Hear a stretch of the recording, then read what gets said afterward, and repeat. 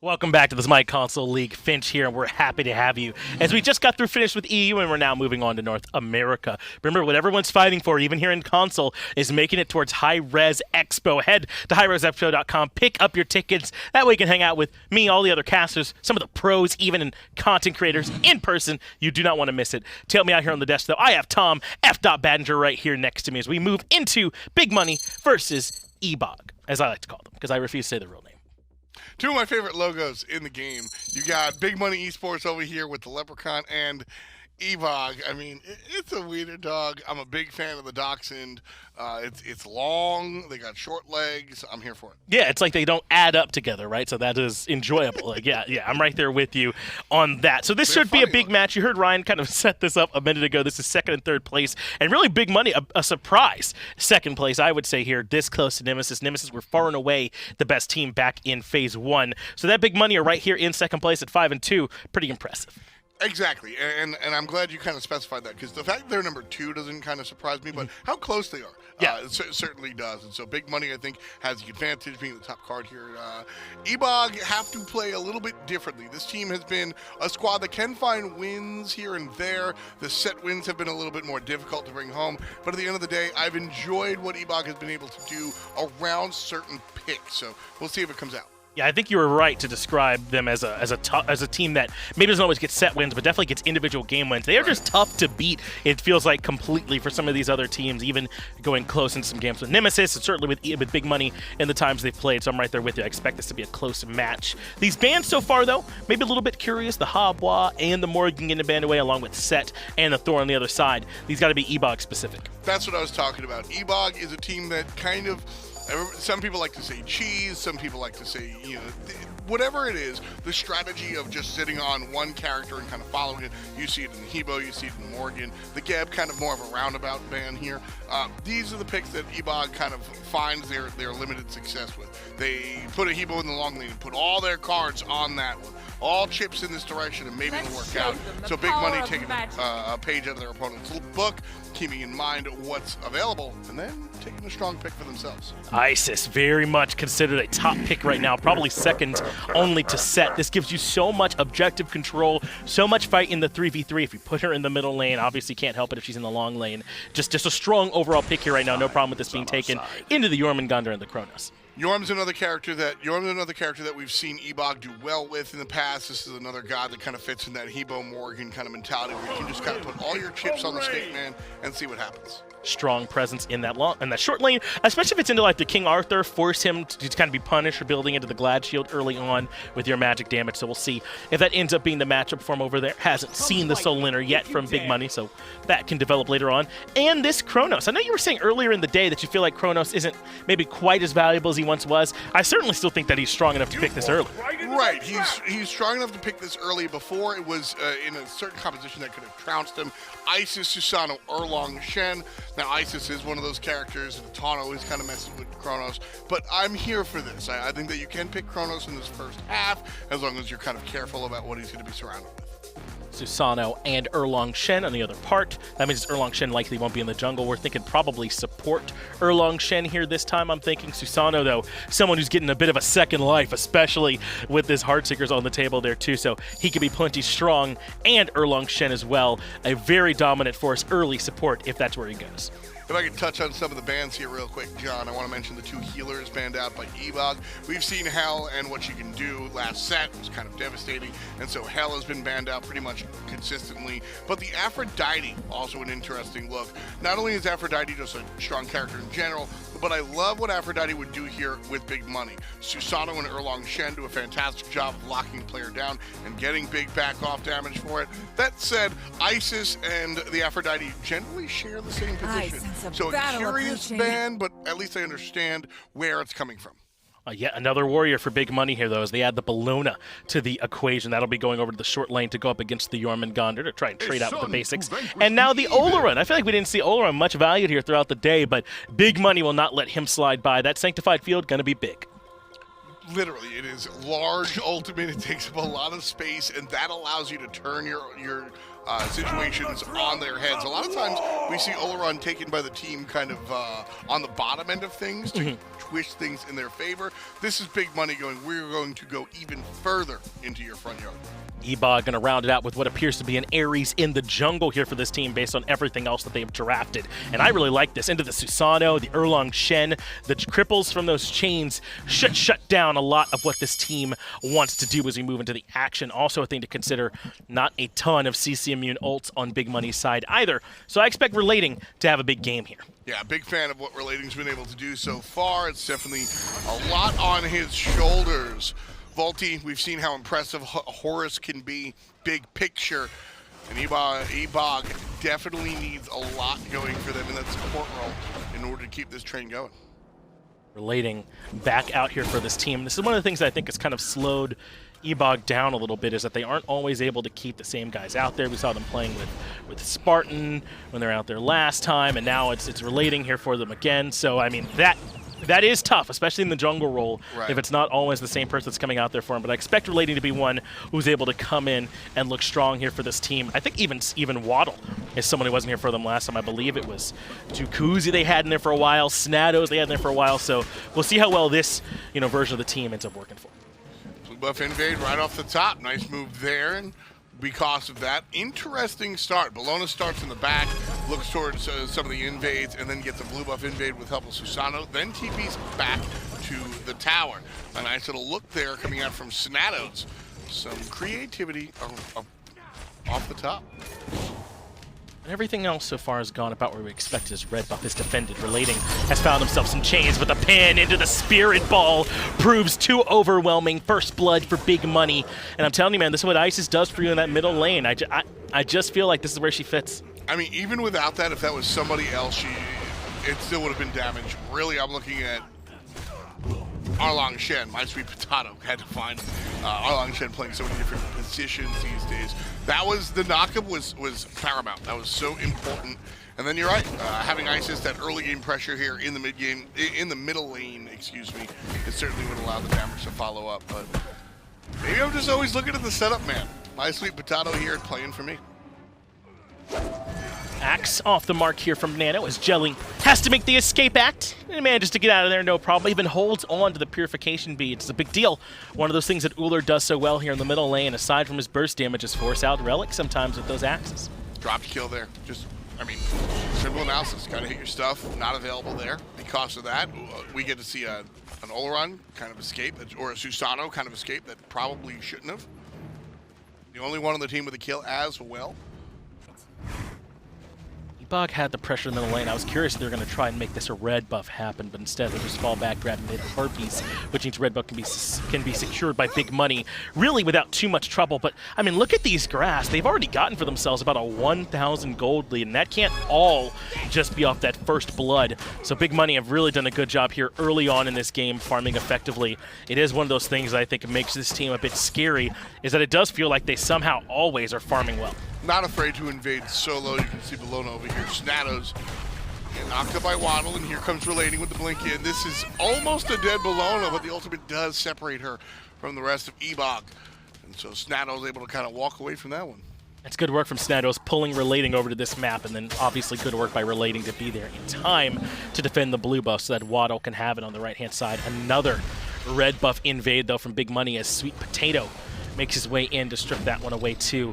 And this is what I mean, man. Big Money are constantly pulling at these threads. We're only 4 minutes into this game so far, but they've been forcing Eboys to be the ones responding to them across the map with this aggressive comp that they've drafted. Susano's looking for a play here on the left side.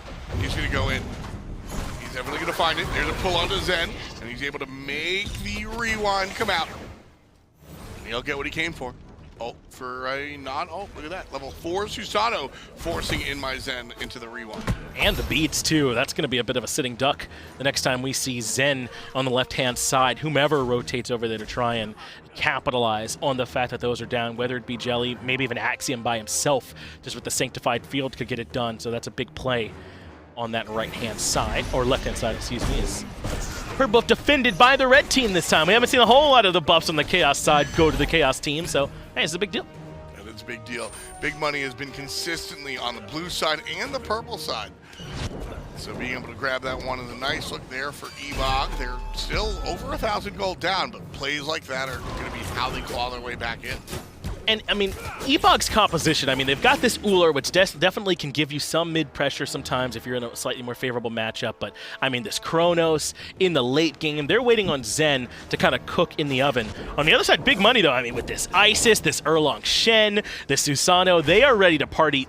Even now, I'd argue, just always looking for any kind of fighting. So I imagine we're expecting big money to be the leaders here early. Exactly. The problem is for Ebog is that they're going to be totally fine in the mid game as well. Snadows is going to be able to step up, and then late game they've got this. Yeah, I mean, what can Zen do here? We covered it already, right? Beads gone, ultimate gone, very easy kill. Able to use that sanctified field perfectly to lock him down. I don't know if they needed both ultimates, but why not, right? They got the kill. Right side, another ultimate from Snadows to strip away of the blue buff one more time. This systematic destruction of the jungle is very important to Big Money Esports and how they're going to amass their lead, how they have amassed their lead, and how they'll continue into the mid game with against a competition that is probably better suited as the game gets later. But if they're able to get this lead early on, it won't matter. They'll be too much ahead for Ebog to really kind of answer. This has been brutal here so far. Ebog have got to do something to try and stem this bleed, and they're constantly losing their jungles. I mean, is it about rotating in early? Is there anyone in particular you're looking to kind of step up and slow this down for them? I mean, how does Ebog regain control of their jungle? I mean, they're down 2,000 in 6 minutes. This is the problem, but they've got to do kind of what I had an old music teacher that said, if you're here after me, you're late. Already relating, blinks in with the no escape, pulled back into the two-man spirit ball. But even still, they don't have quite enough damage. Vultiee and relating both able to withstand all of that response from Big Money. That's fine. Eboys Gone Wild goes for a shot and they try to, and they don't convert. That's fine. I'm less okay with Big Money trying to chase this one down. Relating is the target. In comes the Eagles. Aurelian Privative finds the kill. Vultiee now quite low. They don't even need the Spirit Ball. Snadows snatches that one up with the Scourge. It's a speed buff invade that they forced yWaddle to rotate over to now, and Privative too low. Nano has the hail of arrows. And I mean, at this point, how are you supposed to really control this? I think Ebog are in their own backyard. Getting aggressed on, they've got to finish off these kills. Well, Snadows is quite low, and he'll certainly fall, so that means two from the side of Big Money are gifted back on the tail end of that fight. And so that's one way to do it. If Big Money Esports gets out of control, Ebog have to be there to punish. But what I was saying before is, my teacher used to say, if you're not early, you're late. And that's where Ebog has to be with respect to these camps. You have to be there before the camp spawns as the timer is blinking, because Big Money has proven that they'll be there as soon as the buff spawns. So if you're not there early, able to clear this buff as soon as it gets off the ground, you're there late. And Big Money recognizes that, and they've been successful therein. Ebog, if they want to turn it around, have to change their scheduling and get there before the opposition. It's about all they can hope to do. It just gets harder and harder. The more information that you lose, the harder it is to time it correctly and make sure that you're clearing these waves properly. So, I mean, the groupings have to come, like you said, even before the buff spawning to make sure that you have to worry about waves. As Privative pulled back into the circle of protection. He's been chained 3 times as well, and through it all still clings to life, but Nano has the hail of arrows. They were close to dropping that one, but Nano won't let it happen.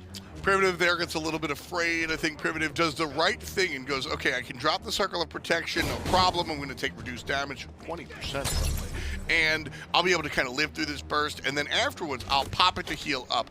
I think there was a little bit more time, meaning more healing, that Privative could have gotten off of there. I think he preemptively popped the ultimate, and that's why he goes down to the Hail of Arrows across the way. Should Privative play that perfectly, I think Isis actually gets out of that impossible looking scenario, because Isis is that potent, but Privative lets the ultimate fly a little bit too early, so Ebog gets the kill across the way. But, I mean, this is the kind of thing you were just asking for, right? Ebog had to be a bit preemptive in this middle lane to catch out Privative anytime that they can. And then that's the kind of ways that you get back control of your jungle, right? Is that Privative's not here to get lane pressure over Nano quite so easily with a little bit of help from Potato, and then you could try and be there for those spawns a little bit sooner. So even if they don't get that kill on the Privative, if they force it back there, that might help stem that bleeding some. No problem there for Vultiee, able to kind of just sidestep. And I completely... Absolutely. Ebog have to be aggressive here. They're down an amount of gold that they can fight into, and they have to remember that. In these early moments when you're down 1,000, when you're down 2,000, you've got to almost kind of pretend it didn't happen, because you can still fight, and you should still fight this early on.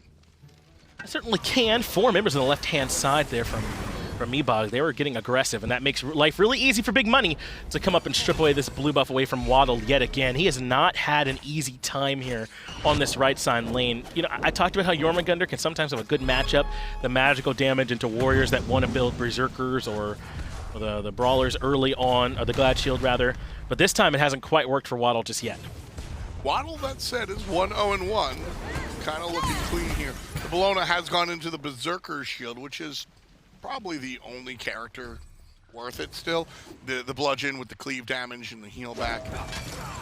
Nice axe. That was beautiful. And of course, what this item lacks is what the conversation is about. Berserker shield versus the other one. The big deal is that Berserker shield doesn't have 10% CDR. A lot of characters might, Osiris comes to mind, where Zerkers and Glad Shield are kind of even. The 10% CDR generally tilts characters in the other direction. But Bellona seems to stick to the Zerker shield, and it's because of all that healing. It is good, though, that yWaddle was able to at least strip away the blue buff in response and try and stay even, relating with another blink into the no escape. Circle of protection puts on the brakes, and Ebog can't do much more than just force that cooldown out from Privative along with the purification beads and look to rinse, wash, and repeat that one the next time they come through. This is about all that we've seen Relating do. I don't think you're so reliant on the no escape early on to make an impact as Ares. Yeah, you really want to utilize the damage from your chains and your flames. Your flames are going to do percent damage, and your chains do incredibly high base damage, just like that. See you later to Privative. He ends up falling to Relating's pressure. Jelly in some trouble too, but does make his way back out of there. Another mechanical misplay from Privative. I don't think Privative needed to use the beads in that situation. The situation prior in the middle lane. Drop down the circle of protection. You've already shown that you can survive getting pulled and popped, right? It was the secondary hit from Ullr that wound up killing the Isis after the fact. I think you drop the ultimate, you save your beads, you and your teammate can turn around and make a different scenario, and then when they come around on the backside, you have beads to get away from that slow later on. Privative goes down because he used the beads previously in the mid lane, and I think that was a mistake. Relating does a good job punishing on that one. I mean, we've seen it now twice. Or rather, we've seen it happen from both junglers, but twice now. The kind of formula that they're working on. It was Jelly earlier that did the same thing to Zen, and now here Relating is moving in, stripping those beads away from Privative, and then punishing them on the backswing. It might be that these carries have to just be a little bit more restrictive on when they're choosing to use those purification beads and take some risks, because both of these junglers have shown that once they pull them, they'll come back to punish. Heavily agree there for sure. Aside, Axiom's dealing with one, Relating dealing with the others. This has been constant pressure from the no escape, but the circle of protection keeps everybody topped off. Relating is so low, and so Potato comes through, but there's the axe from Nano that cuts off the escape path. Relating makes it back out, and now Big Money are the ones on the retreat path. Good job avoiding the Hail of Arrow, but a Sanctified Field aggressively from Axiom. It's Snadows comes to the backside, rotating in, but yWaddle can respond by going into the World Serpent Ultimate. Big Money Esports dropped the ball communicatively there. It looked like AxiomSpeed was not on the same level as everybody else's. That ultimate was defensive, but then an option appeared that was aggressive, and Big Money should have taken it, but the rest of the squad didn't buy in. Whether AxiomSpeed didn't communicate it or the team didn't listen, there were two calls on two pieces of paper, and the whole team looks disjointed because not everybody followed the correct call. So the game remains fairly close. Big Money do still have a lead, but I mean, a 2,000 gold lead just about isn't nearly impressive at 14 minutes as it was at 6 minutes. Ebog have done a great job putting on the brakes, and it has come from this control around the jungle, and the way I think that they did it was that Relating just got more aggressive, man. I mean, he has been blink ulting constantly this game. And now, excuse me, now is when he should. Earlier in the game, I want to see blink chains, I want to see flames, I want to see chains, and that's how you win games. Mid-game, that damage doesn't fall off, but it becomes more dangerous to do so.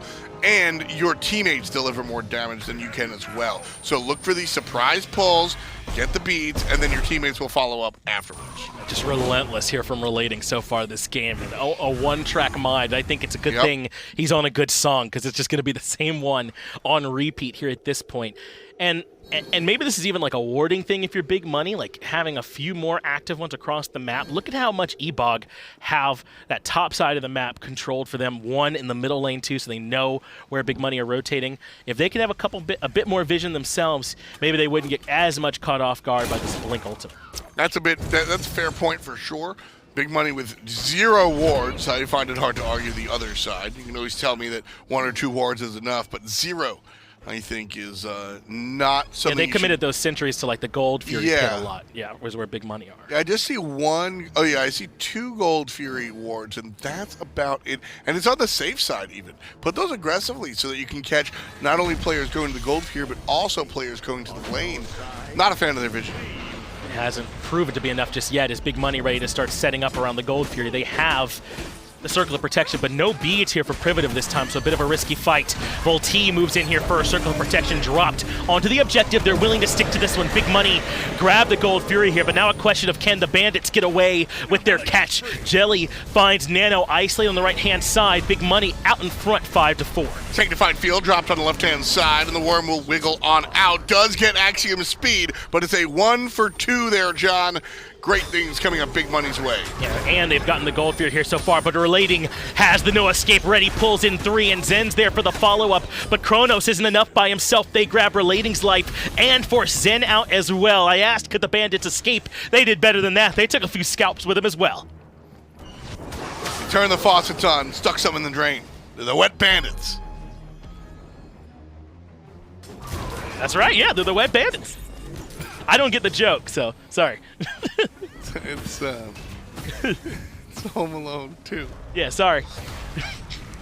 Marv really wanted an identity, and so they would rob a house and like make the faucet kind of overflow. And then his partner would, but then they catch us. But Marv goes, but they know it's us though. Yeah, well, they know it's us. It's cool. That's it's like right. our signature. Man, you're definitely right. Able to make that wet bandits thing work, but I mean that last team fight. I mean, big money heavily committed. Even with Ebog coming in, they dropped the circle of protection to confirm the objective. I feel like when that much is committed to objective confirmed, Ebog should at least win the fight after. That's the thought process. You're looking at 2 characters that don't have large ults. Obviously, Zen has an ultimate, but not in the traditional sense of like hit him where it hurts. And so when you're talking about big money having less tools because they have used it on the objective secure, NanoBruv can't go, all right, here it is. I'm going to giant Ullr ult you because of it. Neither can Zen. Vultee's his utility, really. yWaddle is zonage, right? It's not like a big Thoth ult like we saw previously in the last set and the first set that you and I got to commentate earlier. So I think because Ebog innately do not have a whole bunch of tools at their disposal, the enemy using a lot of their tools isn't as devastating as it would be across the way from a different composition. Just clean there from big money, and what really hurt is that it felt like Nano was too far away from the rest of the team. He got caught, and here he is yet again low, but this time he's able to sneak his way out, but Jelly still commits even further, willing to use the Typhoon to make sure Nano's not the one that could put his stamp on this game. MySweetPatato makes it back out as well, and the Tier 1 tower still a bit under siege, but with 4 members of Ebog here, it's going to be hard to force this one down. I love this jungler's name because I think it's so fitting for the opponent. Like here, we're just talking. His name is Jelly, but when you see him running at you, you're like JellyNOO, and that's exactly what happens. Susano has been hitting the gas every single time. He smartly named himself, but the opposition yells. Oh, Potato goes in first, but Sanctified Field covers everything. They do get pulled back in by the no escape, but the team able to shrug it off at this point. Relating down low, all the way down low. He ends up falling. Tier 1 tower follows right behind. Big money are a big sustaining unit that are barreling over Ebog. Yeah, this fight should dissipate soon. Big money are going to fall back. That said, Ebog should chase. They should chase. This is a good chase. Zen gets 1, and they're not done yet. Zen does a good job locking down Axiom. You Axe gotta off the hit mark that. from Nano. So Snadows goes back in. Spirit Ball, though, off the mark. That hits Casper way in the back of the fight, and that's going to cost Privative his life underneath yWaddle. Snadows in some trouble now, too, as he looks to battle. Does find some sustain. Maybe finds the trade. Jelly comes back in and bails him out, and they turn that around and find some picks. JellyNOO! Epoch just sitting going, yeah, we got this. We got this fight. We got this fight. JellyNOO! I definitely didn't want to hear 5-0-4. from him. Like, you're sitting there, everybody in this lane is dead.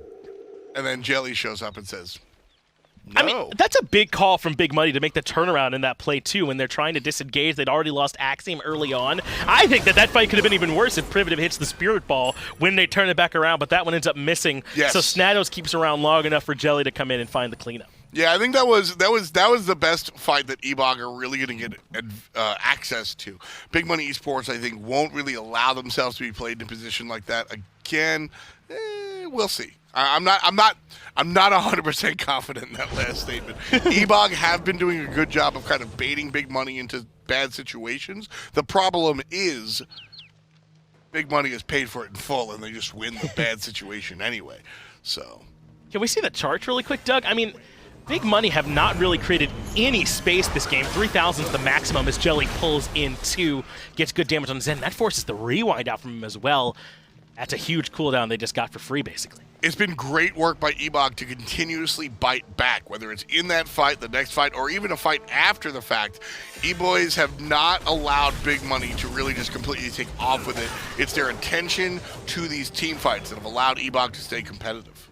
And they're fully here with 4 members. Nano, the only one missing, on his way to try and get to the fight. But Big Money are not committing fully to trying to grab this Gold Fury here just yet, or the Primal, rather, I should say, at the Gold Fury pit. Now the fight's kicking off a little bit more as Vultiee starts to dash in. Still playing a little bit safe. Waddle's going to be forced out. I really hope Big Money don't go too far here. Jelly does, and that's an issue. Will get grabbed up by Relating, but beads are good.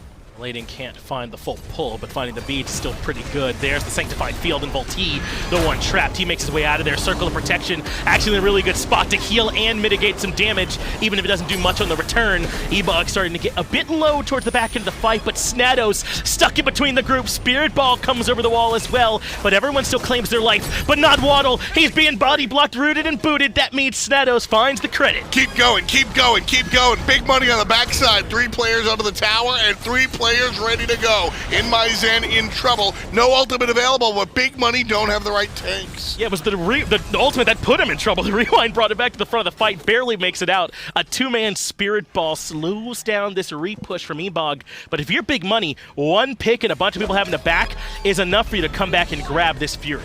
Jelly's going to go back on top, pull him back on in, and that's a kill on the Vultiee. I can't believe people don't play Susano. This got so good. 6-0-5 right now from Jelly as he starts to bring in even more problems. They should be able to grab this Primal without any contestation. Might cost them Potato to get that done. He's a little bit too far forward, but you're happy with that trade. Absolutely. If I'm Big Money, I am happy as a pig in mud. This is the biggest lead that we've been able to get so far. 5,000 gold in my pocket, 4 kills above the opposition, and all of that has to do with the way the last team fight went. Pushing the opponent onto their tier 2 tower was imperative. You heard me. Keep going, keep going, keep going. Because if Big Money Esports back off there, Ebog, as hurt as they were, could have fallen back and contested that Gold Fury. Big Money probably still wind up with it, maybe some bumps and bruises, but better safe than sorry. Ebog, don't even get the Pyromancer. Big Money stripped that one away too. Was that Snadows with the Scourge? What a call to at least be nearby to try and defend, because I think Ebog had the right play to try and grab that one on the back end. They knew Big Money would have to have some backs there, but can't even confirm the objective on it, so Big Money continue to expand their lead. Absolutely the right call for Ebog to do that. I don't know about this call. Yeah. Well, I mean, yeah, he's gone. Now the question is, what is the correct next call? Because this, unfortunately, I think Ebog are not in a position to make a call. They're only down 5,000, and they have to respond. They have to respond to this Fire Giant by fighting. Forget trying to steal. Go in now. Well, they're definitely not going to be able to out-confirm an ISIS, but they get Circle of Protection to be used somewhere else. Typhoon knock-up, they're stuck inside the Sanctified Field. That was brutal from AxiomSpeed to take down one. Jelly gets the second. See you later to Vultiee. And Nano, who hasn't had room to breathe all game, is under duress here from Snadows. Jelly comes over the wall as well, but can't find the pull. Big Money take down 2, and they want 3. Finally, Nano manages to escape. Yeah, Jelly is still on a tear. 7 kills without a death for this young man. And, well, there it is. There's the shutdown. Big change. Eboys are here. Big Money needs to leash this. I don't love this call. They are deciding to get off of the objective. Eboys has done enough to prevent the Fire Giant from going down, but can they get away from here without any casualties? The answer to that one's a resounding no. yWaddle put into the grave, and Big Money come right back towards the objective. No, this time they back. Finally, Eboys have done enough to deny this Fire Giant.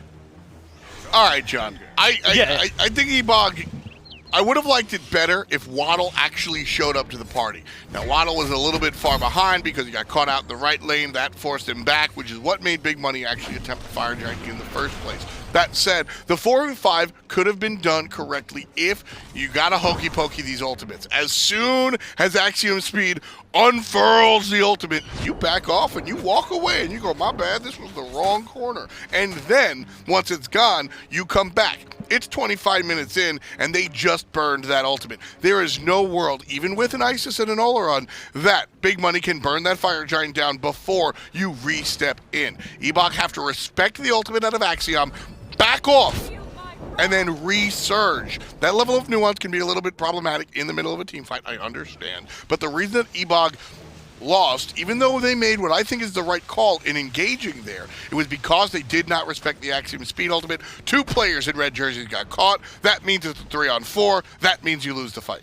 Yeah, it was a really good ultimate from Axiom, man, and that's what Jelly and Privative do so well, and Potato for that matters. They do keep you locked down a little bit further forward than where you want to be, so Big Money making good use of some of the tools at their disposal. We're right back to starting up this Fire Giant. This time, no beat or Aegis for Nano. She's going to have a hard time trying to be a relevant member of this fight. Jelly has been on a mission for him all game long. I see no reason he would slow down here now. Fire Giant leashed, relating, caught by the Spirit Ball, caught by the pull, has to use beads just to disengage. So here's the Sanctified Field, all committed for Vultiee and the Circle of Protection. Heavy commitment just for the support, but they get him either way. I hate that play. Big Money, I think, invested way too much in. Eboys won't be able to get anything off of this. They need to back off here. yWaddle gets surrounded, and, well, that's that. But I think Eboys have to back off and now look for wherever Big Money are looking. If Big Money still look for the Fire Giant, even with only 3 players, I think this is a fight that you take. This is a tough fight for them, but as you said, the confirm maybe not there as much for Big Money as it normally would be. So they're trying to bait Eboys in. They'd much prefer a bit of a fight here than the actual objective. Relating comes in with the no escape. Zen gets off the rewind to buy himself a second life. And so in push Big Money, but they can't quite clean up the kills the way they could before because Privative and Axiom have stuck back onto the FG. Beautiful. Good zoning from Big Money. They grab the objective and get out clean. Beautiful. Both teams did exactly what they needed to do there, and because of that, the team in the lead is the one that wins. But that's a sequence that everybody gets a trophy. Eboys Gone Wild, despite the fact that they did not have the numbers advantage, still have to fight into that. You cannot let that go without a fight. The 5,000 to 6,000 gold range is the last time you are actually going to be able to lock helmets. So you go for that, even though you are down a man, down 2 players, you still go in there. NanoBruv was a little bit too cautious for me. I would have liked to see him jump over the wall prior, find some pot shots, but they get the damage off of the Ares pull. That's all well and good. Big Money spend usually 1 to 2 players need to zone. They spend 3 players to zone, knowing that Axiom and Privative have the damage even without the ultimates to get the objective. Beautiful decision making from Big Money Esports to match the strong decision making from Eboys Gone Wild. That was a great sequence. Everybody did the right thing. Unfortunately for Eboys and their fans, Big Money just winning out because they have the advantage and the numbers. They're up 10K in a Fire Giant here, John. This is a great position for Big Money. They hadn't even taken any of these tier 2 towers yet, so that 10K gold lead was all legitimately farmed from the map, and they're about to make matters worse. with another extra 1,500 gold here per tower. 12,000 in total in terms of experience and gold. Gonna be so difficult to fight in. So Ebog must now start falling back towards the Phoenixes, I have to imagine. And if they're on the Phoenixes 5v5, how do you light the fight here for Ebog trying to defend? A little bit tough. I think it is always tough to try and push into a Jormungandr. The second Jorm ults, you have to move. I don't care who or what you are, you've got to leave. That's it, mate. Again, Zen and Nano don't have traditional ultimates. And without those, with the lack of nonsense there, you're pushing into an Ares who defends rather poorly. Ares punishes, and if big money do too much with too little, meaning relics, then relating can come up big. But if big money play the fundamentals correctly and do not make any mental missteps, big money will walk in, kill a couple of players, take the left side Phoenix, and then kill the Titan. Should be pretty tough for Ebog, I agree, to try and make this defense work. A lot of pressure onto relating to try and find some kind of defense. If I'm looking here for Ebog, this is a team that needed to win earlier on. And a lot of times we kind of boil it down to early, mid, and late game, but it's less about this being an early, mid, or late game team. Scourge? This team What's happened? He's stopping the back for Zen. I wanted to be Scourge, but he got in there either way with shield dash. He didn't need it. This team has InMyZen, yWaddle. They've got late game damage, but what they don't have is defensive damage. If Ebog are the team aggressing, even if this is 30 minutes or 13, it's about the amount of push versus anti-push. If Ebog are the ones on the aggressive, this looks all well and good, this composition. It's not a timing thing. It's the fact that this comp just doesn't play D well. I agree, especially like the Horus ultimate. It feels so much worse when you're the ones having to play defense. And we'll see if Vultiee can find the timing. SweetPatato moves in first. Circle of Predictions there, and they pop it quite quickly. But here's the ultimate from Relating, pulling out a bunch of relics. It's exactly what he's there for. yWaddle trying to keep up the disruption factor, but here's the Sanctified Field from Axiom. That forces everybody on the side of Ebog out. They're not even fighting on the Phoenix. They're pushing them all the way back to the fountain, and yWaddle can't even make his way there. Axiom finds a double, and they can head back to clean up their Phoenix. Again, Ebog do everything correct for the composition they have, just don't have the tools. They fall back and they just can't handle it. Zen being pulled back in, has to use Aegis and Beads, gets the rewind off, that keeps him alive. But Snadows is saying attack the Titan. Now he's retreating. Zen caught with the Spirit Ball in the back end of the rewind, and Privative finds one more kill. Just 2 members left to try and keep the Titan alive. Make that 1 member as Jelly cuts down Vultiee, and Big Money should be able to grab this Titan and take down Game 1. Wonderful play here from Big Money Esports, understanding their composition and playing it to a T. I do gotta say, Ebog was very rusty's the wrong word. They just weren't as strong as I wanted them to be early on, but as the game kept going, they started to make the right decisions. The problem was, if you make the right decision when you're already 10K in debt,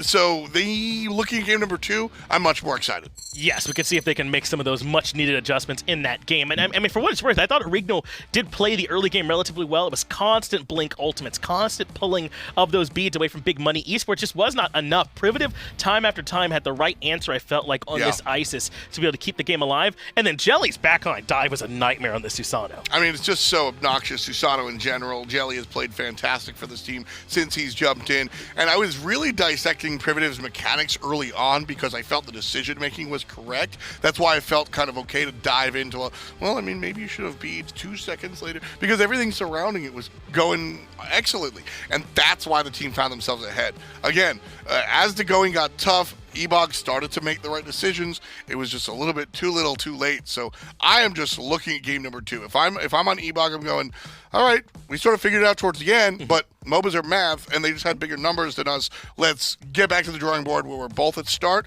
and we'll see who comes out on top. Well, Big Money grab Game 1 in a must-win set if they're trying to keep up with Nemesis for that #1 spot here in PS4 NA. We'll have the second game on the backside of this break.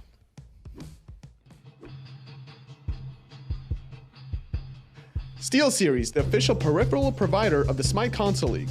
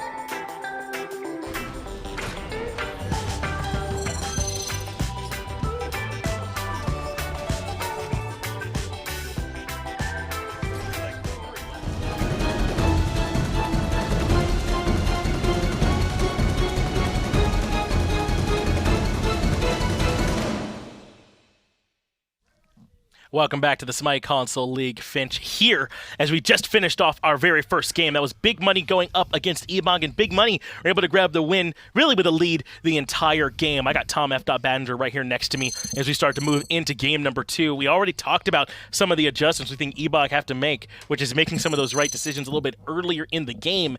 Should be able to do that this time. I agree. I think this is one of the. I think this is one of those games where you look at game number 1 kind of loosely, but identify your high points. And again, as team number 2, Eboys, they were able to find their stride towards the let's say the later third of the game, if you will. And with that in mind, I think the team has to take those struggles that they had early, toss them behind them, and then go forward into game number 2, get a little bit more of a defensive composition, well-rounded composition, and then look for it that way. For what it's worth, I do think there's some picks and bans issues here. I mean, they're fighting into Isis, Erlang, Shen, and Olorun. Those are 3 really strong picks right now.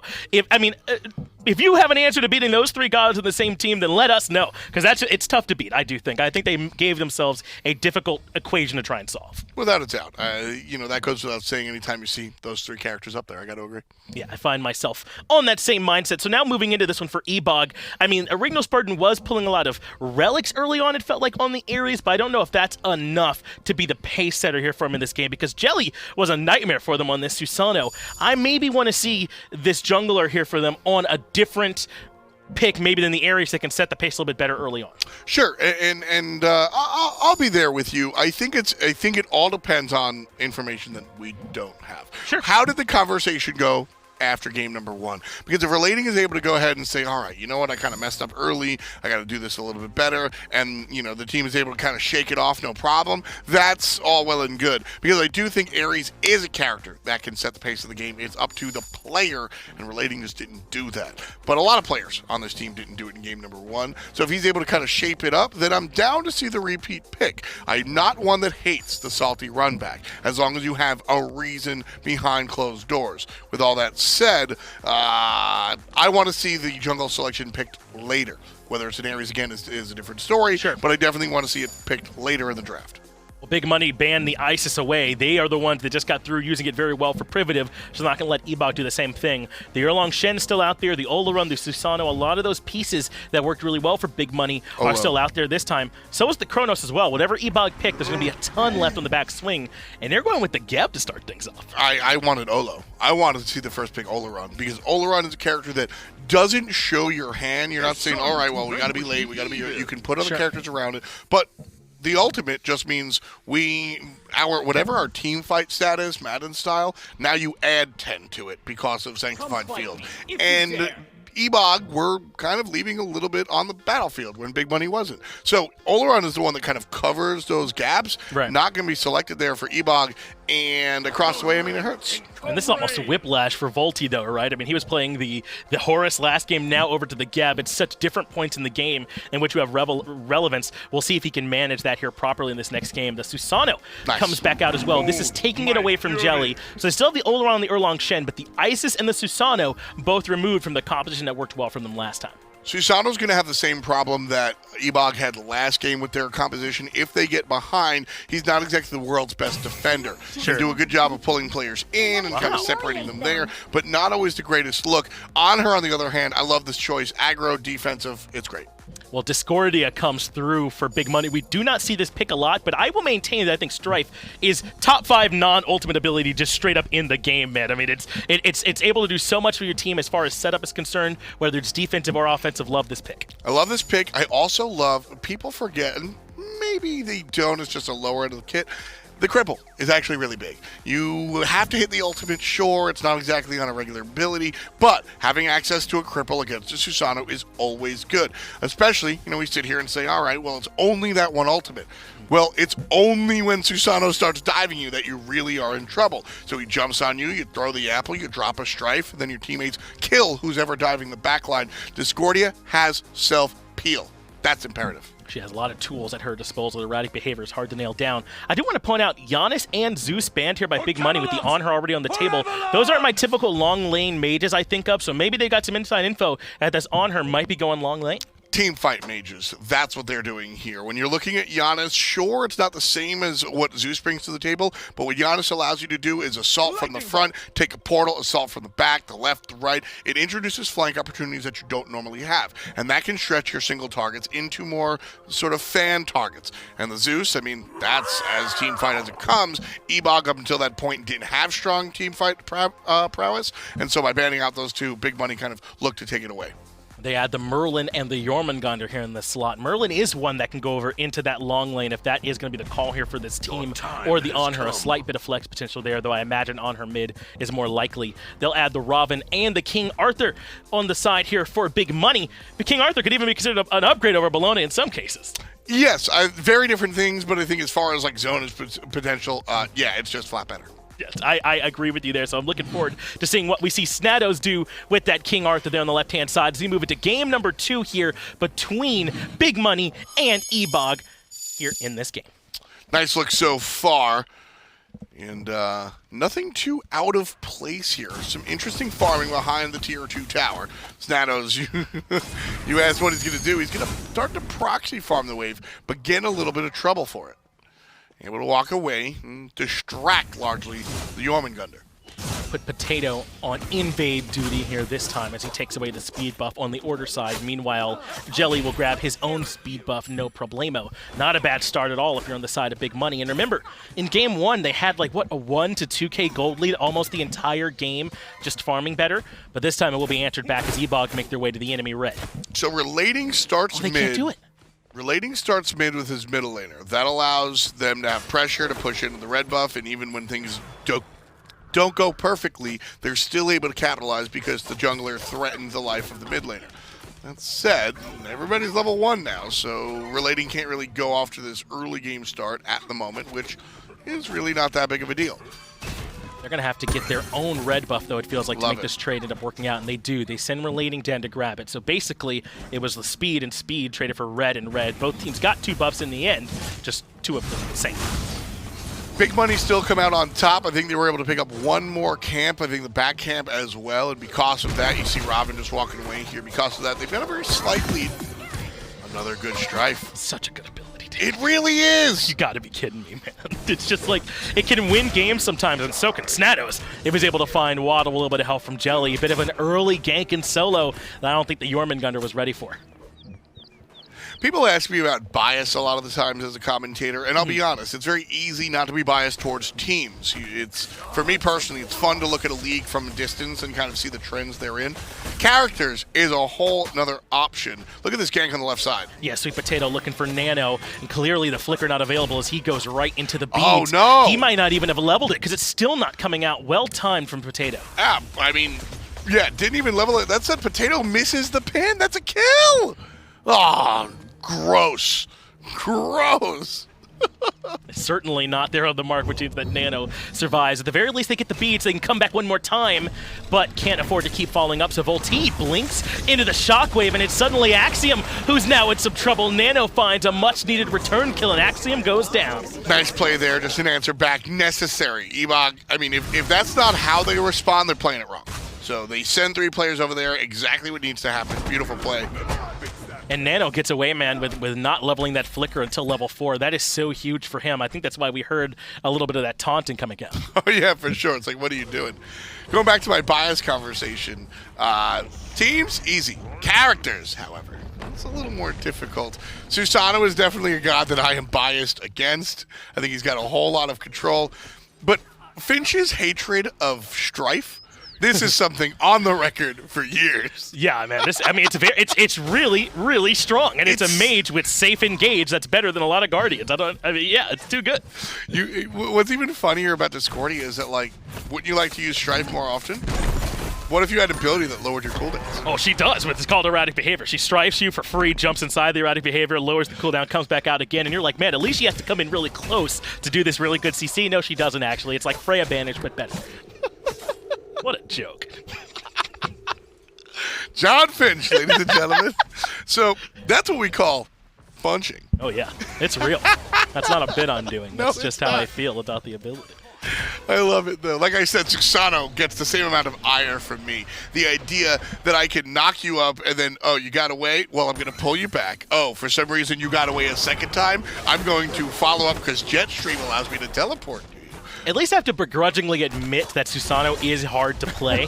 Like, the Stripe's not hard. Just put it on him, man. It's free. I don't know. The fact that you get a charm as well, the madness effect, yes, a la Circuit. That's where all the damage is. That's wild. She's very strong, and it begs the question why we don't see more of her, John. And I think my answer to that is strictly that she doesn't bring the pressure that some of the other picks do.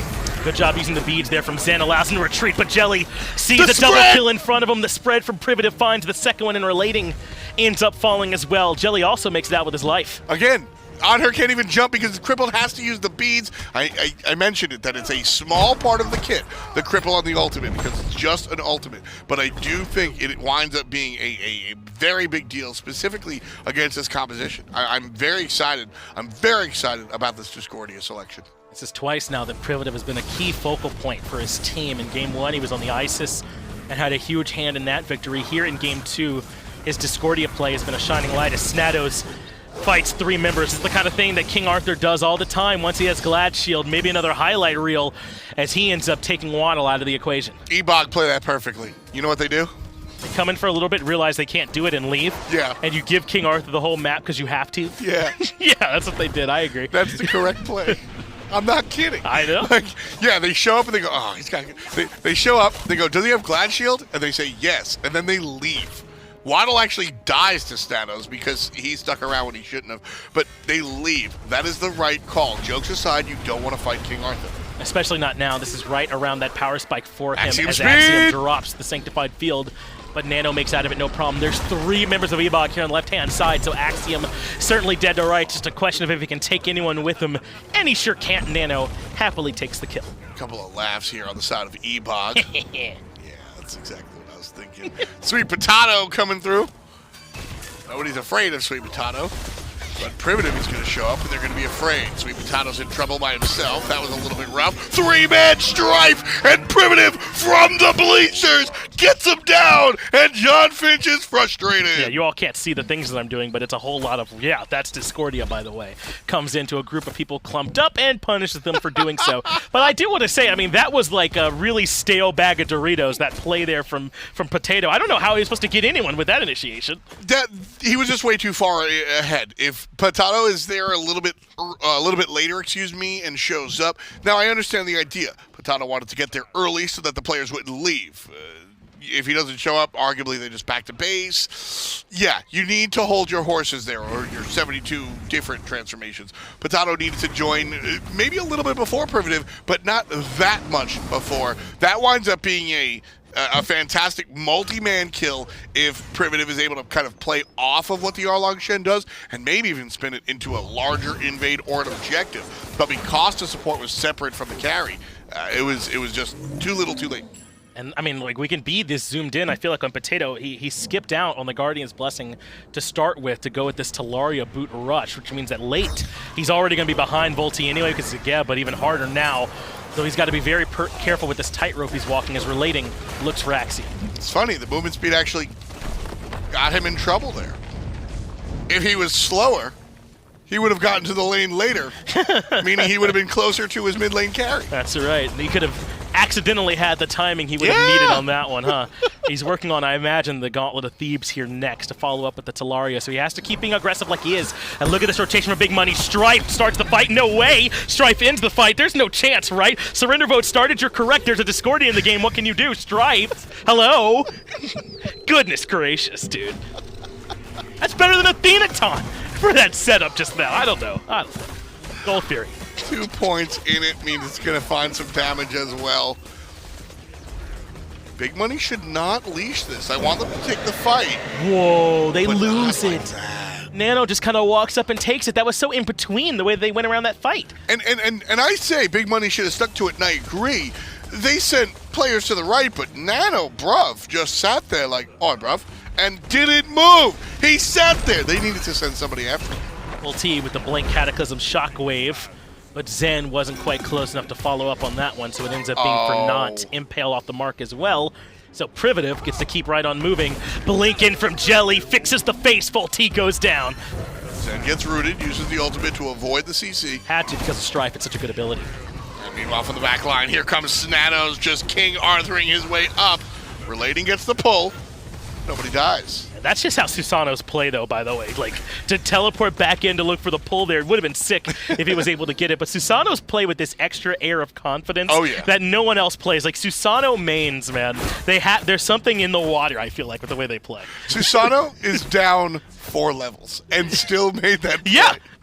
I think that if you're gonna play, it's like, you know how solo laners have to have a certain mentality to be solo laners? I feel the same way about Susano players. I completely, and again, jokes aside, there's something to it, because if you are playing Susano not aggressively, don't play Susano. Agreed. Like, if you're gonna sit in the back line and not kind of roll the dice on your life, you're not doing it correctly. You have to go all the way to the back line, drag somebody out, knock them up with Typhoon, and then follow up. And they die before you, otherwise you die. That is as simple as other characters can kind of Bastet can jump in, lay some damage, jump out. Thor can land on everybody, go, oh, wrong choice, and hammer out. Relating has to go, everything I do is awesome. Because if you don't think that way, you're not getting the most out of Susano. Yeah, Susano thrives through this like decision-making paralysis he creates, right? He has so many movement abilities that you're always afraid to commit to him, but you kind of have to. You have to break through that and force him to use some of that movement suboptimally. And I think that's where Susano mains really thrive, is they move in and they're like, you don't know what I'm going to do next, do you? And they make you struggle in that as Vultiee finds a 2-man Cataclysm. Shockwave 2 does have Zen coming in for some much-needed peel, and Vultiee finally makes it out. Ravens have to play the same way as well. Raven doesn't have nearly as many movement abilities, but 1 immunity with the overhead kick and the 20% damage reduction.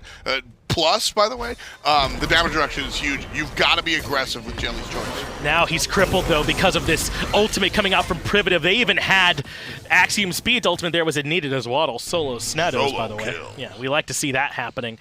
Big money have to fall back. Can't afford to keep pushing without ults. Nano goes for it again. That's the gameplay. That said, he's in trouble. Knocked up. Privative finds 1, and AxiomSpeed! I like that, dude. Privative find a ranged route over the wall just now with Strife. Yes. That was really good. But yes, Axiom's had a pretty good set here so far. Him, Potato, and Privative have really stuck out to me here for big money. Probably what's been giving Nemesis some fits when they have been fighting earlier too. I mean, this core for this team is it's real strong. Relating again, going in on Sweet, and he's a level down, gets the kill. That's the audacity. Yeah. You've got to play with that audacity.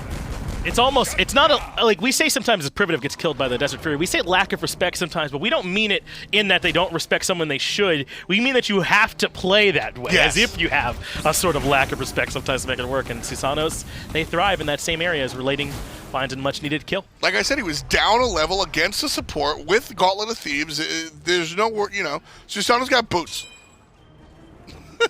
He's got boots. His feet are covered, that's it. Yeah, but you've got to play that way. And so I really respect what Relating's done here. It is very difficult, and I think that's one of the harder things to do at a top level, honestly, John, is to play that aggressively when behind. To know that I'm behind, but I can fight into this, and to know how big that wiggle room is. We're talking about teams wanting to fight Fire Giant 4K, 5K down. You've got to have that audacity in you to go, we can handle it. Because if you don't, you sit on your hands forever, and the opponent takes the game away from you. Privative could be in some trouble. It's just Potato that gets pulled back in. Nice. The Vultiee catches him with the Cataclysm at the tail end. The problem is no one else on Ebog stuck close enough to follow up, and Big Money make it out without having to spend anything. If that's a mage in the mid lane instead of an on-her, that's a kill. Instead, it's Zen on this on-her. And most times out of 10, that's a good thing to have, as Snadows continues to proxy farm. Remember, yWaddle got a kill here earlier on. There might be another one in the cards as Zen and Vultiee are rotating over. Avoids the shockwave, and Snadows is out. Oh, Manon. Brutal, huh? Yeah, it's just frustrating. That's just frustrating. I can't believe we spent all this time gassing Relating and he's 5 levels down. Like, I can't believe it. Well, that's the reason. It's because he is playing as if he is not. Right. And Relating has had a bad game. He has made bad choices and has had bad team fights. But the fact that he is playing into it the way he should be is impressive. That's the kind of jungler that I want, right? I want someone on my team who doesn't care that he's 4 levels down and still plays this way. So, I mean, I think we're right. I mean, it's all compliments to him. He just pulled in a level 14 carry. Relating's going to go down, but if Nano did anything at all, if Nano pushed a single button, if Nano looked at a trigger, if Nano simply thought about damaging Big Money Esports, that would have been fantastic. Relating did everything he needed to do there. That's not a good look there from NanoBruv. I'm sorry. That upsets me. Nano way in the back line like, bro, you're level 9. But that's fine! I'm very upset about that because you know who's not level 9? NanoBruv. He certainly could have done some damage there if he followed up off the setup. Perhaps no belief that was going to turn out as well as it did. Vultiee, Blink, Cataclysm, Nano with the Vortex combo brings Axiom down low. Looking to trade with the autos, but he burns to a crisp. Nano gets the kill. Level 9 was Vultiee that time. NanoBruv didn't have a problem capitalizing off of that. Nice play there from the carry. I'll turn it around, but punish after the fact. And in comes Relating. He had a chance to die, respawn, and try and come in to catch up on this fight as Vultiee being dove over to the tier 1. But Relating's got to get here quick if they want to capitalize. Potato pulled back in, and Relating gets the kill. See, that's what you want out of your Susano player, man. This is so much fighting. Yes. Just a bloodbath out here. The SMITE Console League likes to keep it going, man. They clearly do. I mean, EU or NA, it doesn't seem to matter where. Not a fight you should take. These guys are throwing hands. Relating forced to use the ultimate. The up-down from Jelly means he doesn't have to worry about the knock-up if it's not fully charged, and Relating falls for the 6th time. Yo, the stutter step, the I'ma kill you and take a shot from the tower because swag, like that, I'm here for it, Jelly. I'm here for it, Jelly. What's up, dude? Relating should not have taken that fight. I've been pushing for him to be aggressive. When he's got a teammate, 5 levels down, your direct opponent, probably not the look there. A little bit of an ouchie for Twitch Relating there. Not the greatest look. I mean, and you heard me say Original Spartan earlier on. That's because he's so often on this team. Zen makes it over the wall, but Snadows gets him and takes him down. I do wonder if there's some degree of maybe they're not as fully prepared with Relating as they might be with Spartan because they're just kind of in and out on those junglers. Relating moves back in for another 2-man push, but it's Big Money that won't stop the dive. Axiom rotates in with the Sanctified Field, and Vultiee falls for the 4th time. Waddle here, way too late. A little bit rough here for Ebog. This one getting out of control.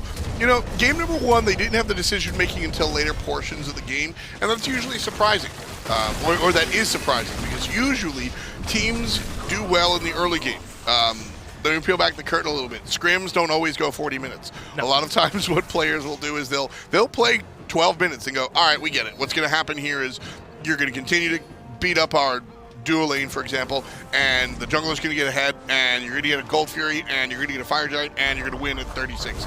And then teams just restart at like 12 minutes. So usually, your early game is where you're most practiced. Here seems the opposite. 2-man taunt into the strife, and yet Vultiee is the one that finds the kill. Its Potato falls. In comes the Discordia Apple, and it finds no one. They finally manage to get their way towards yWaddle, the snake at the back end of the fight. But it's only a 1-for-1. With that initiation, Big Money should have had more. Yes, Big Money certainly dropped the ball, and those are the plays that Ebog need to capitalize off of. Chasing this is a little bit rough. NanoBruv is only level 15, and Zen on the left-hand side, so they're separate. I don't love it. Nano doing his best to try and take down level 18 Snadows. Needed a Geb shield to stop that aggression, and Big Money disengage. But Jelly doesn't know the meaning of the word. He might have thrown his life away here on this one. No longer has the ultimate, trying to buy time for the overhead kick, but a Cataclysm shuts that all down, and Relating actually gets a very important kill there. Yeah, that's a huge shutdown. That is a wonderful look there. Level 12 for the jungler, now only trailing 3 levels instead of the 5 that was so dastardly ahead of him. That's the look for Relating, though. Again, I have been very positive about this negative performance because he has not let the slash line, the experience differential get in front of him. Susano is a character that is looking to 100 to 0 you. That said, he has a ton of utility. Pull in, knock up, etc. that can set your player up. I went into NanoBruv because on the left side, he had the perfect setup. and he just didn't do it. And so that's the type of play that allows Relating to set up his teammates. And the last one versus the opposition, getting the kill, that's the type of play that brings him back into the mainframe. Oni Fury being looked at by Big Money, but they do not have the numbers advantage on the left-hand side of the map. 4 members of Ebog are local, and that means the Oni Fury will be dropped, at least for now. If we can see the charts really quick before a fight kicks off here, Doug, look how much that this has been brought back closer to parity. This lead used to be a lot more for Big Money, but it's still basically even except for that big experience gap, and that's mostly just in the jungle. Everyone else can fight into this relatively closely. This Gold Fury for Big Money is shaky. It's basically a tie game, and Ebog are here. Vultiee blink Cataclysm that finds AxiomSpeed. He's actually quite low, gets the Sanctified Feel off, but Nano takes his life away. It could end up being traded out, though. He's so far in enemy lines, trying to buy some time, but Jelly eventually gets him. That means it's Hunter for Hunter, 1 for 1. NanoBruv there had no problem going too aggressively. Ebog seem to be on different pages a lot of the time. The decision-making as a unit seems to be lacking. Link into the backline from Snadows, right into the ultimate that catches out Zen and forces him into using the Purification beads. He makes it back to the Tier 2 tower, but Big Money should now feel a bit more comfortable about coming back towards the Oni Fury. Still going to be started here, and InMyZen has ultimate. So does yWaddle. These are the tools you need to look for the objective. This will not be free, but it is favored, I'd say, for Big Money. And they drop it. They go right towards yWaddle. Nice. He does get the ultimate off in time. And again, really all Ebog had to do is stop this Fury from happening, which they successfully have done and bought themselves some more time. There's no world where they need to look for the steal. I think looking for the stop is good enough. Like I said, tie game.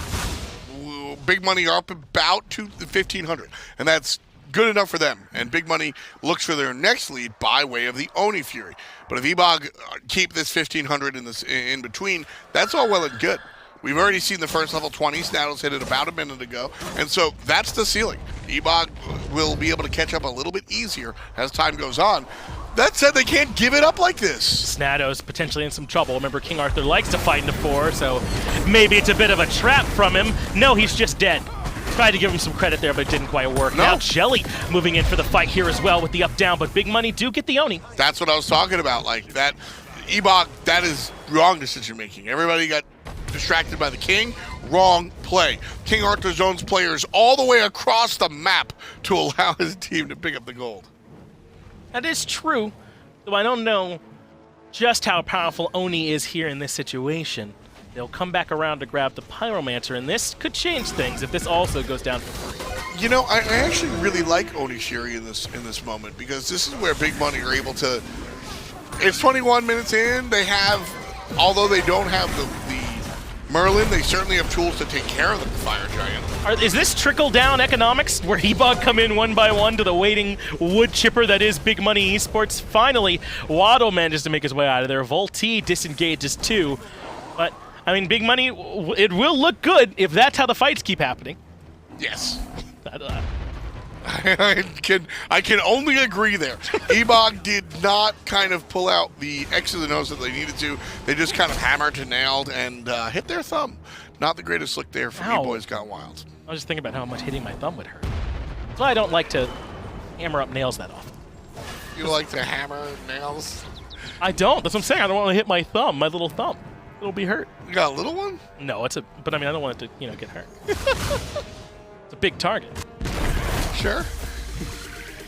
I don't know how to yes that. Yeah, big agree. I'm over here wondering what's going on with the Wet Bandits, right? So Big Money grouping up around the 1 MG for pit. 1. That is fair play, Jonathan. Snadows. Fair play.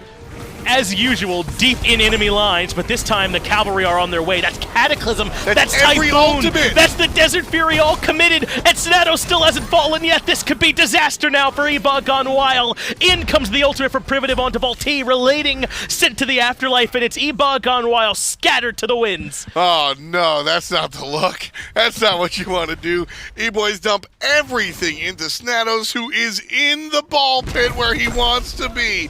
No problemo, man. Heal, heal, heal, heal, heal. Walk away. Big Money start the Fire Giant. Look for the fight.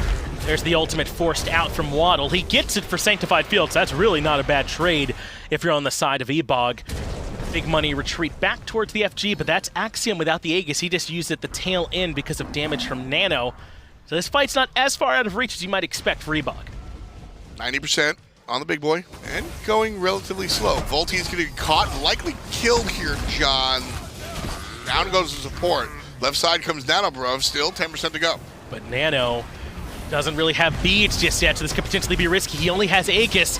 Use it at the tail end of the CC chain, but he ends up falling. Big money. Grab the Fire Giant. Ywaddle will fall as well. That's a double kill now for Snadows as they get everything they want. Zen forced to leap away as Snadows keeps up the chase. There's going to be the ultimate to avoid CC. any follow-up CC. That said, everybody waits. There's the pin. Related. There he goes. Not one, but two. JellyNOO! A bit of a nightmare fight there for Eboys. Big money get everything they could have wanted underneath the Christmas tree that time. Tier 2 tower will melt underneath all the damage coming out from Axiom, and they can keep on pushing. It's only Vultiee up for the next 25 seconds. He can't defend this Phoenix by himself. Not at all. The Phoenix is going to go down to Big Money Esports. The only question is, where do they go afterwards? Everybody ignores the gap as they should. Snadows doesn't, that's one thing. But everybody that can deal damage to the Phoenix can and will do it. And they're going to keep pushing. Okay, Yes. no. Okay, Yes. they are. I like this call here from Big Money. There's really no one up for the next 5 seconds. Slow it down. They're putting in damage, have it at 75%. Now it's down to 50%. Ywaddle going to be up. NanoBruv is now up 2. This isn't going to be All squads 3, here. but they do have a chance. All in commit on it to try and grab it. They Axiom. drop the Sanctified Field. Jelly finds Vultiee way in the back line. Titan still taking damage. Finally, it's been leashed, and Eboys have held on long enough. AxiomSpeed, it came to play, though. He got a great kill. That said, his teammates left him out to dry. NanoBruv with the triple kill. I thought it was rough. I wonder if they could have got it if they all committed there. I wonder. Yes. You think so? I do. I think so, too. If everybody buys in and goes all in, I do think that they kill the Titan. It's very close, but I do think they get it. I do think that's also a pretty low-risk scenario. I don't think they're quite in reverse end situation yet. They have Right. all these towers up and everything, too. Might have been worth a gamble. I'm there. I think the right call. I wasn't there initially, but you have won me over, John Finch. I think the idea absolutely should have been kind of go all in, pull out all the stops, ignore this dumb Geb, and just shoot your shot. You know what? Axiom probably needed to ult sooner. I rarely, win anybody over. I don't mean just within SMITE context. I just mean here in the green room. I often fail to bring anyone over to my side, so it's nice to have one. Big appreciate. As this fight over like the Primal up. Fury might no, fight Nemo's better, but I have to catch the team fight, so I have to let that stand for now. Primal Fury quite low, and it might not be worth losing everything here if you're Eboys. It's a really weak defense from them here, though. They're not all in committing, but now they're suddenly forced into. Here come the blinks from Snadows. Relating does get the Typhoon off in time, but they have Vultiee stuck away at the back end of the fight, hit by the Strife, and Big Money want blood. Separated from everybody else, and Jelly's able to pick up Zen. The rollout from Geb is good to the right side, and Ywaddle will do just that on the left. Big Money will take the Tier 2 Esport because they're here. And then again, like the right side, the question is, where do they go after? This tower, as you mentioned, a foregone conclusion. Just a matter of they do want to keep pushing into this Phoenix. In all honesty, if they get one more pick or two, they might not even need it. They can just push right past since the right side Phoenix is still down. Snadows knows nothing but pushing forward on the analog stick. He wants more. Ywaddle quite low too. And he tries to sneak his way to the backside. Does get the ultimate off in time, but finally Nano able to claim the king. A rare misplay from Axiom. I didn't like this ultimate. And all of the ultimates out of the Olorun have been fantastic up until that point. It's not a bad one. Big Money don't lose anything off of it, but I think they might have been able to make a better stand against the Phoenix if they had another Sanctified Field. But this time they don't. So finally, Big Money have to relent. I mean, you can't be mad at it. That was a monstrous Fire Giant push for them. And Eboys kind of helped them out a good bit by sticking onto that Fury, probably longer than they should have. Now they'll grab the Tier 2 and left to add onto this one as well. But it's going to be tough for Eboys to fight their way back from this one. It certainly will be. If Eboys do find a victory here, down 8,000 gold, it's going to come off of InMyZen and perhaps more importantly, NanoBruv. Ywaddle would theoretically be, Ywaddle is part of that equation, but just being realistic, he has not performed today. And so with that in mind, Zen and Nano have to lift even heavier. 8-4-2 for the Merlin that has had some curious decisions. 2-4-2 for the mid lane on her that has worked out in the mid game but has kind of failed here in the later stages. In the defensive, on the defensive side, you can drop down a good pillar and take care of the minions, and then look to impale somebody. That's what you are absolutely looking to do. Having the ultimate available allows you to get out of some of the necessary naturals you see out of Big Money Esports as well. NanoBruv, though, it's up to him to provide the damage. Saw the global notification. The right side, Phoenix is back up. Once that starts to heal, they'll get a little bit more here for this Titan. Try and push the end game out of reach, but Big Money control the Fire Giant pit. And Ebog are going to step in anyway. I'm very surprised they're willing to take this fight, but it's probably better than the one on their half HP Titan. And so into the Fire Giant pit they move. yWaddle is using the ultimate. This is a commitment here from Ebog. They don't want to let this Fire Giant go down for free. Relating does get hit by the apple. That stops his aggression. Big Money grab the FG, and Ebog now on full retreat.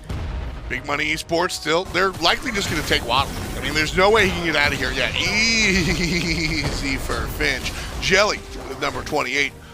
Another oddball AxiomSpeed ultimate. It was to try and lock down Vultiee, but Vultiee very slowly gebs his way back out of there. I'm surprised Ebog has come to the defense of their teammates like this. Perhaps you gotta let him just die. Vultiee falls as well, and that's it for the front line now for Ebog. The defense starting to become untenable as Big Money set up to make their final push. Right side, Ebog have 3 players here, 30 seconds on the clock for anyone else to be involved. Zen is the early target. He's forced to jump away. Relating has to spin his way out of damage too, but Zen out of escape axe this time. He ends up falling. That just leaves Nano and Relating to try and find a way to slow this all down. The Strife comes out as well to lock down Nano. Axiom gets the kill credit there. Titan at half HP. Titan now below half HP as they force Relating all the way back into the fountain. This game belongs to Big Money. Beautiful play there for Big Money Esports. Ebog not as successful as game number 1 with respect to trying to fight it back. Big Money Esports 31-16, I think, tells the majority of the story. These guys just fought better than the opposition across the way. They absolutely did. I mean, and it was from minute 1 yet again. Remember the way that Ebog started this game off with multiple buff invades, or Big Money rather, with multiple buff invades, trying to get to the backline, control those timers. Yet again, Ebog spent most of this game fighting into a deficit. It's just going to be hard to win that way. I got to give credit to MySweetPatato and AxiomSpeed. I think these guys brought a lot. Jelly was able to make these plays in the early game. Jelly was constantly jumping on players, making sure that nobody on EGW was feeling comfortable, confident at all, except for Relating. He was feeling confident no matter what. Yes. Everybody else had like a rock in their shoe, and that was all because of the Ravana. After that, we saw the dueling kind of step up. Big plays out of the Olorun. Some questionable ultimates towards the end, but the damage was already done by that point. I know we added the streamer mode, so you can't tell like who all's in your game. Is there a relating mode where you can't tell how far behind he is? Because he played like it's just not true at this point, man. And in all honesty, I really do think I like that. Yeah.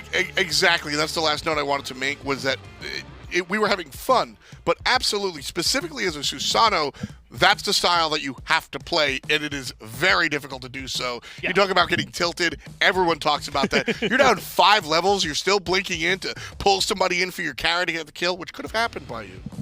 Yeah, imagine if Relating's up a level in that same situation, playing with that same reckless abandon. It's very difficult, I imagine, to beat that in most situations, but that is going to do it at least for us on PS4 NA. But don't worry, if you want more console action, Xbox NA is on its way right after this break.